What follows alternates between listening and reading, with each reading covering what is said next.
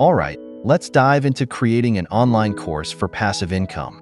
First things first, choosing a course topic that you're passionate about and knowledgeable in is key. This will keep you motivated throughout the process. Next, define your target audience. Understand their needs, preferences, and what they're willing to pay for. Now, onto planning your course content. Break it down into modules or sections to make it easy to follow. Selecting the right platform is crucial. Consider factors like user-friendliness, marketing tools, and pricing options. Once you've decided, start creating your course content. Make it engaging, interactive, and valuable to your students. Pricing your course can be tricky. Research similar courses in the market and set a competitive price. Don't undervalue your expertise. Now, onto marketing strategies. Utilize social media, email marketing, and collaborations to reach your target audience.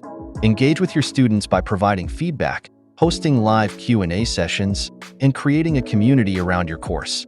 Finally, conclude with a strong call to action.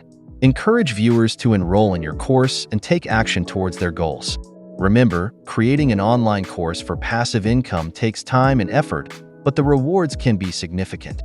So, go ahead, take the leap, and start building your online course empire.